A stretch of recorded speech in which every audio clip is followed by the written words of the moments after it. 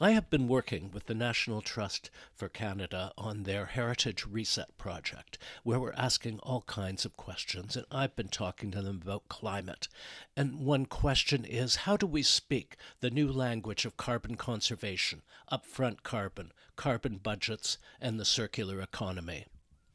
One thing we have to do is change the way we think. For the last 50 years, we've been talking about energy.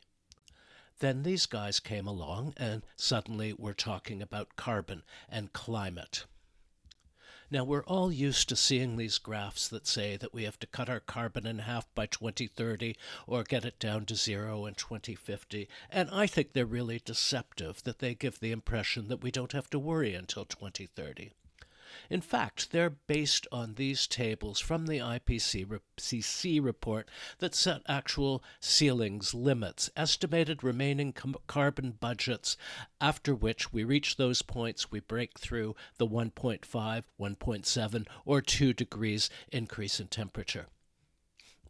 Basically, what they're saying, what it means is that every ton of carbon dioxide emissions add to global warming.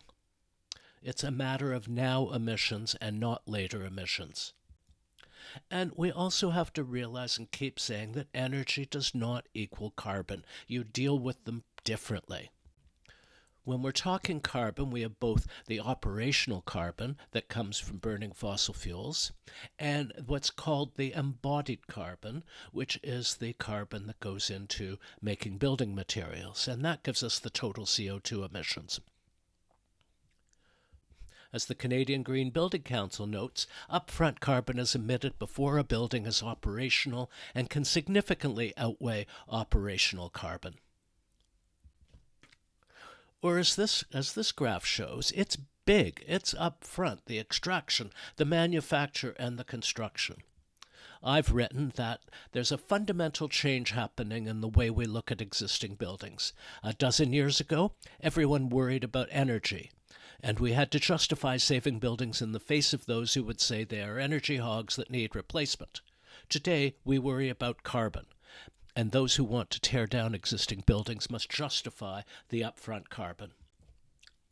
And more people are realizing that if you want to avoid emissions of upfront carbon, the best thing to do is to actually build nothing and explore alternatives. The next best thing is to have to maximize the use of existing assets. Then you can start talking about building clever with wood and other materials that are low carbon.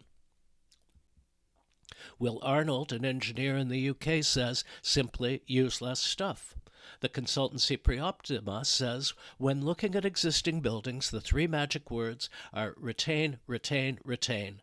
Think critically as to whether building more or building new is the answer. Do we need to use new materials at all?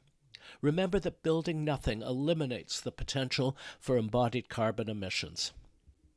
The prominent English architect David Chipperfield says we have to move on tackling embodied carbon. And I would say you're smelling that already in planning discussions.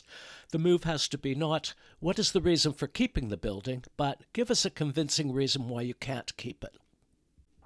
Jim Lindbergh of the American National Trust for Historic Preservation has said the urgency of reducing embodied carbon emissions inverts common perceptions about older buildings and climate change.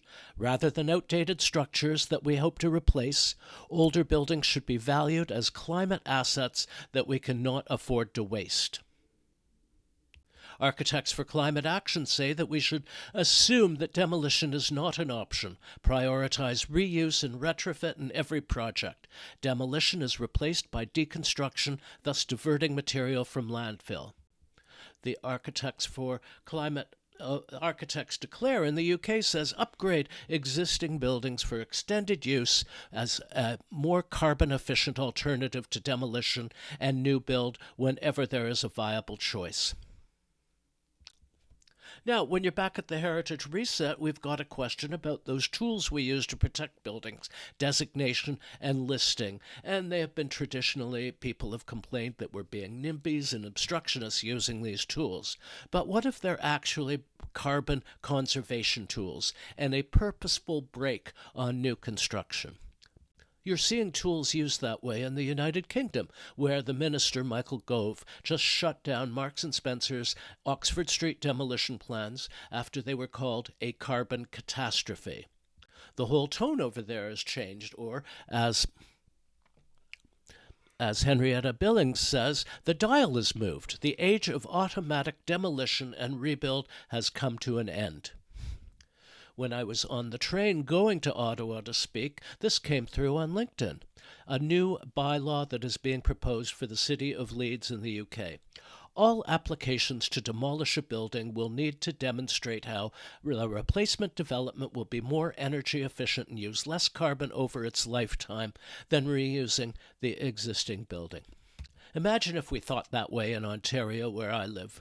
It would mean we would never even consider tearing down the Ontario Science Centre. It would mean you would automatically propose fixing and upgrading the Prime Minister's residence rather than knocking it down and replacing it. What this all means is when you look through at the world through the lens of upfront carbon, it changes everything. It means we no longer have to justify preserving buildings. Now the shoe is on the other foot, and they have to justify why they should tear it down. It means you don't demolish. You don't demolish and replace. You repair, restore, repurpose, and reuse. In the end, it means we're no longer just trying to save the past. We're trying to save the future. We're part of a larger movement because preservation is climate action.